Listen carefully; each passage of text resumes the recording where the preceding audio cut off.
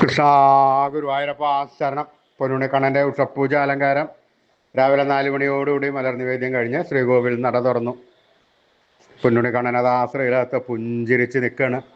നെയ്വിളക്കുകളെല്ലാം നിറഞ്ഞ് കത്തുന്നുണ്ട്. അതിൻ്റെ ശോഭയിൽ പൊന്നുണിക്കണ്ണൻ്റെ പുഞ്ചിരി കാണാൻ കൂടുതൽ കൂടുതൽ കൂടുതൽ ഒരു ഭംഗിയുണ്ട്.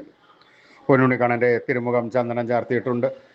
നെറ്റിയിൽ ഒരു സ്വർണ്ണഗോപിക്കുറി അണിയിച്ചിട്ടുണ്ട്. ചെവിയിൽ ചെവിപ്പൂക്കൾ വെച്ചിട്ടുണ്ട്. മാറത്ത് 2 സ്വർണ്ണമാലകളും 2 സ്വർണ്ണത്തിലകങ്ങളും ചാർത്തിയിരിക്കുന്നു.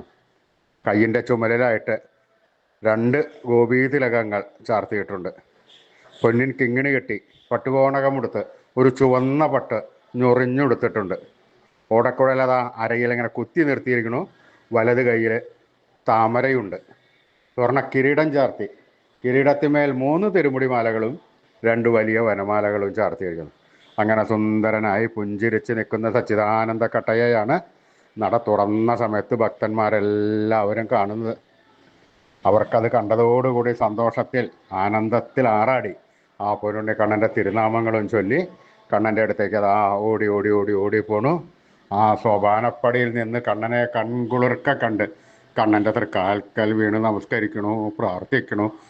കണ്ണൻ്റെ അനുഗ്രഹം അവർക്കെല്ലാവർക്കും ഉണ്ടാവണു. ആ സുന്ദര രൂപം നമുക്കും നമ്മുടെ മനസ്സിലേക്കൊന്ന് ആവാഹിച്ചാലോ? നല്ലപോലെ പ്രാർത്ഥിച്ചോളൂ എല്ലാവരും. പൊന്നിൻ കിങ്ങിണി കെട്ടി പട്ടുകോണകമെടുത്ത് ചുവന്ന പട്ടു ഞൊറിഞ്ഞെടുത്ത് അരയിൽ ഓടക്കുഴലും കുത്തി വലത് കയ്യിൽ താമരയും പിടിച്ച് സർവാഭരണ വിഭൂഷിതനായി നിന്ന് പുഞ്ചിരിക്കുന്ന സച്ചിദാനന്ദ കട്ടയെ എല്ലാവരും നല്ലപോലെ മനസ്സിൽ വിചാരിക്കുക. ആ പൊന്നുണ്ണിക്കണ്ണൻ അതാ നമ്മുടെ മനസ്സിൻ്റെ ഉള്ളിലേക്ക് അതാ കയറി വരണോ. ആ പൊന്നുണ്ണിക്കണ്ണൻ അവിടെ എത്തിക്കഴിഞ്ഞാൽ 2 കൈകൊണ്ടും ആ പൊന്നുണ്ണിക്കണ്ണനെ കൂട്ടിപ്പിടിച്ച് അവിടെ നിർത്തി അവിടെ പ്രതിഷ്ഠിച്ച് ആ കണ്ണനുമായി കുറച്ച് നേരം സംവദിച്ച് ആ കണ്ണനെ ഒന്ന് കൊഞ്ചിച്ച് ലാളിച്ചൊരു മുത്തം കൊടുത്ത് ആ കണ്ണൻ്റെ തൃക്കാൽക്കൽ വീണ് നമസ്കരിക്കാം, പ്രാർത്ഥിക്കാം. കണ്ണൻ്റെ അനുഗ്രഹം നമുക്കെല്ലാവർക്കും ഇപ്പോഴും ഉണ്ടാവും. എല്ലാവരും കണ്ണൻ്റെ തിരുനാമങ്ങൾ ഉറക്കെ ഉറക്കെ ജപിച്ചോളൂ. നാരായണ നാരായണ നാരായണ നാരായണ നാരായണ.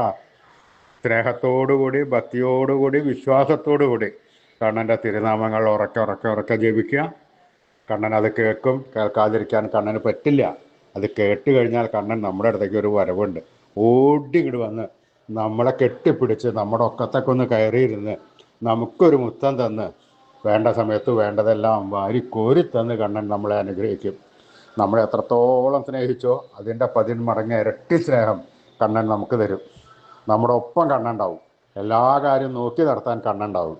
അതുകൊണ്ട് എല്ലാവരും കണ്ണനെ സ്നേഹത്തോടു കൂടി വിളിച്ചോളൂ. നാരായണ നാരായണ നാരായണ നാരായണ.